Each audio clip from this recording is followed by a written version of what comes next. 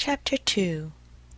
Mastro Cherry gives the piece of wood to his friend Geppetto, who takes it to make himself a marionette that will dance, fence, and turn somersaults. In that very instant a loud knock sounded on the door. "Come in," said the carpenter, not having an atom of strength left with which to stand up. At the words the door opened, and a dapper little old man came in. His name was Geppetto, but to the boys of the neighborhood he was Polendina, on account of the wig he always wore, which was just the color of yellow corn. Geppetto had a very bad temper. Woe to the one who called him Polendina. He became as wild as a beast, and no one could soothe him. "Good day, Mastro Antonio," said Geppetto. "What are you doing on the floor?" "I am teaching the ants their ABCs. "Good luck to you." "What brought you here, friend Geppetto?" "My legs, and it may flatter you to know, Mastro Antonio, that I have come to beg for a favor." "Here I am at your service," answered the carpenter, raising himself onto his knees. "This morning a fine idea came to me." "Let's hear it." "I thought of making myself a beautiful wooden marionette. It must be wonderful, one that will be able to dance, fence, and turn somersaults. With it I intend to go around the world, to earn my crust of bread and cup of wine. What do you think of it?" "Bravo, Polendina!" cried the same tiny voice which came from no one knew where.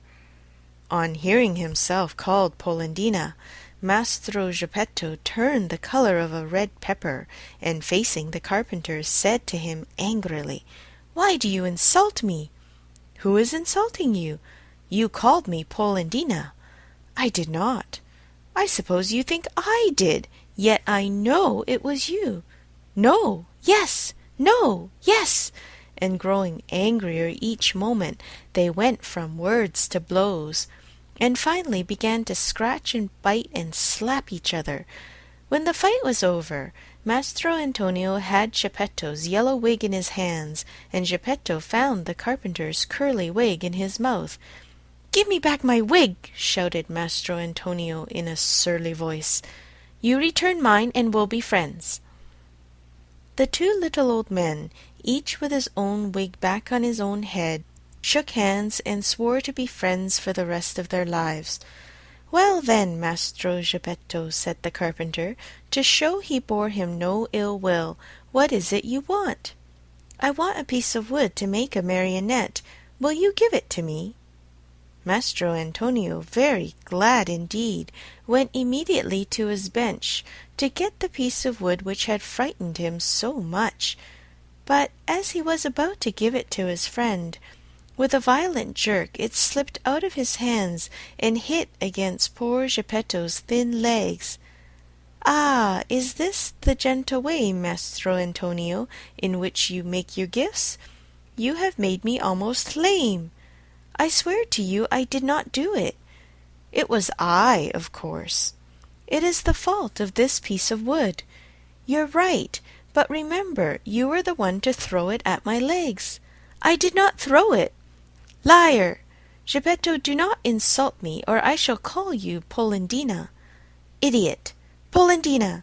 Donkey! Polendina! Ugly monkey! Polendina!" On hearing himself called Polendina for the third time, Geppetto lost his head with rage, and threw himself upon the carpenter. Then and there they gave each other a sound thrashing.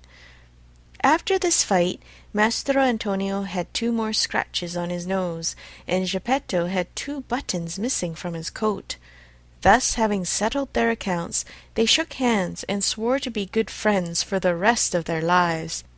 Then Geppetto took the fine piece of wood, thanked Mastro Antonio, and limped away towards home.